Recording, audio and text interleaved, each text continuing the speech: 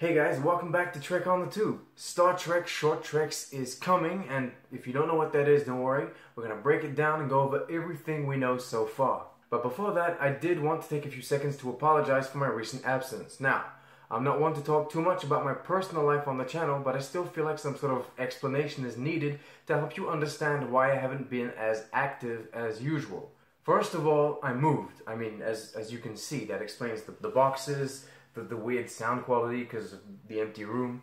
Anyway, that was stressful and time-consuming, but not as stressful and as time-consuming as the birth of my first child, which, of course, happened the same week. Add that to my full-time job, and, I mean, making videos didn't seem like a very realistic objective. So, yeah. Anyway, things are settling down now. We're slowly taking care of all the boxes. The baby is doing great, and hopefully in the near future, I'll have a better looking background and, you know, an acoustically sound room. Yeah. I also would like to get back to a more traditional schedule. At this point, though, the only thing I'm going to confirm are my review and Easter egg videos for the upcoming episodes of Short Treks. I will be reviewing them as they're released, just like I did with every episode of Discovery. So, Short Treks, what is it? Well, essentially, it's a new Star Trek TV series. I know a lot of people are comparing them to the Doctor Who specials they release on the internet or the Walking Dead webisodes, but in all honesty, Short Treks is something else entirely. It's something new. It's a format I've never seen before. It's a companion anthology series to Discovery, because each episode will be its own self-contained story that somehow ties into Discovery, or at least respects the aesthetic of Discovery. The reason why I say that it isn't like the Doctor Who or Walking Dead stuff is because there's an actual name to the show and a schedule. It's not just online bonus content. So in every respect, this is a TV series, just with only 4 episodes that will only be 15 minutes long. At least in the first season anyway. We don't know what they've got planned for us for season 2, if there even is a season 2. Alright, so I'll put a few links in the description so you can check out the 15 second teaser trailer that they've got. And I'll start talking about each episode individually, going over what we know and what I think might happen. The first to be released will be Runaway on October 4th.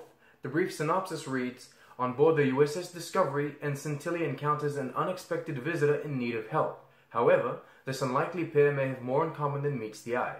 Written by Jenny Lumet and Alex Kurtzman, directed by Maja Vrillo. I do apologize if I get the names wrong, by the way. Anyway, so written by Kurtzman and one of his writing partners. She helped him work on The Mummy 2017. Directed by someone who has experience with TV. We're talking Gotham, Hawaii Five-0. Runaway seems to tell the story of how this sometimes transparent alien finds herself on the Discovery until he helps her escape whoever or whatever is chasing her. Now, I don't know why, but the alien reminded me a lot of Marta, the shape-shifting alien Kirk meets in Star Trek VI. In any case, based on the way the synopsis explains both characters having things in common, my first thought was that this alien is some kind of ensign or apprentice, learning to control her phasing abilities. Maybe she's running away from the school or organization she's supposed to be attending. Of course, this is all heavy speculation, so don't take any of this as fact. I mean, this is just my theory crafting. Anyway, out of the 4 short treks, this is probably the one I'm the most indifferent to. I don't crave Tilly as much as a lot of, the rest of the fandom, so, I mean, I'm still intrigued. We'll see what they do. The second story will be called Calypso. It will be released on November 8th. The synopsis reads, after waking up in an unfamiliar sickbay, Kraft finds himself on board a deserted ship, and his only companion and hope for survival is an AI computer interface. Teleplay by Michael Chabon, story by Sean Cochran and Michael Chabon, directed by Olatunde Osunsanmi. So, written by a very respected and renowned science fiction author and directed by someone who has already directed some of Discovery, this is the only short trek to focus on a completely new character. The AI computer interface they're talking about is probably just the computer, but then again maybe not, because they did say AI, and I don't know if the traditional computer we all know and love in Star Trek can really be considered an AI.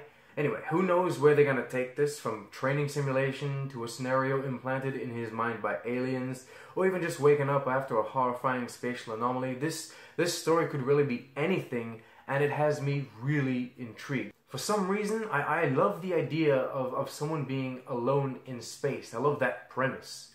I wouldn't want it to happen to me, but, you know, as a story, I like it. Moving on to the third story, it'll be called The Brightest Star, and it's set to be released on December 6th. The synopsis reads, before he was the first Kelpian to join Starfleet, Saru lived a simple life on his home planet of Kaminar with his father and sister. Young Saru, full of ingenuity and a level of curiosity uncommon among his people, yearns to find out what lies beyond his village, leading him on an unexpected path. Written by Bo Yeon Kim and Erica Lippold, directed by Douglas Arniakowski.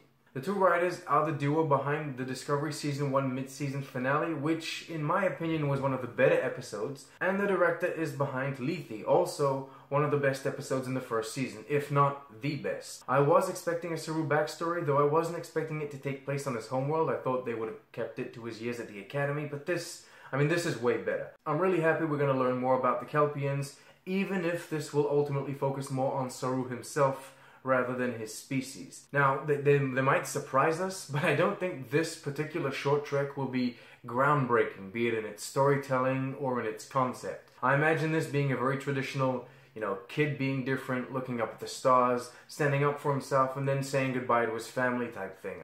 Very classic. Interesting and informative more than anything else, which I truly have no problem with. Interesting and informative is part of what makes Star Trek so brilliant. Fun fact, Kaminar has already been established as the Kelpian homeworld in the Discovery tie-in novel Fear itself. Now, the tie-in novels aren't canon, but it is nice to see that the authors are working together with the writers of the series to try and make something, coherent. You can thank my buddy and fellow YouTuber Kertrats for the information. I don't read the novels. I never would have known. His video helped. The last story will be called The Escape Artist, and it'll be released on January 3rd, probably only a few weeks before Discovery returns. The synopsis for this one reads, Harry Mudd, back to his old tricks of stealing and double-dealing, finds himself in a precarious position aboard a hostile ship, just in time to try out his latest con. Written by Michael McMahon, directed by Rainn Wilson. So, written by a guy who writes Rick and Morty, directed by Wilson himself, probably with some help, this is truly the dream combo for a Harry Mudd short story. Now, I'm not sure 100%, but I've got my fingers crossed this will tell the tale of how Mudd managed to escape the Klingon prison ship in Season 1 of Discovery. As you may remember, he was locked up when Lorca arrived, and then somehow he reappeared a while later inside that Gormagander. I feel like bridging the gap between those two moments would be a great move. Rainn Wilson also shared a behind-the-scenes picture of himself with two Orions just a few days before this big short treks announcement, so I'm also expecting Orions to be part of that story. Harry Mudd is a character that I enjoy, but in very small doses. I mean, back when we only had the original back when we didn't have Discovery, I found his appearances in the original series and the animated series, somewhat, I don't know. They're fun, but they're a bit much. Rainn Wilson's Mudd is amazing, and I really like his presence in Discovery, but I think this is probably the format that suits the character the best. I mean, if they were to bring back Harry Mudd once per season of short trek, that would be more than enough, and it would be fine. I would love that. Okay, as it stands, short treks will be released on CBS All Access in the US, not on Netflix in the UK, and we still don't know for the rest of the world. I do hope they're going to communicate something about that soon, because it would really be a bummer if they made this a US exclusive. Alright, that's it for me. I hope this helped you better understand what's going on with these short treks. I hope it also helped you understand what's going on with me.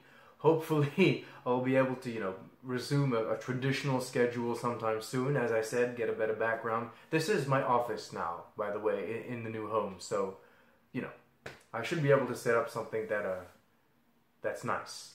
Alright, thank you very much for watching. It means a lot. Thank you for your support. Thank you for supporting the channel. And remember to like, subscribe, share with your friends, and most of all, live long and prosper.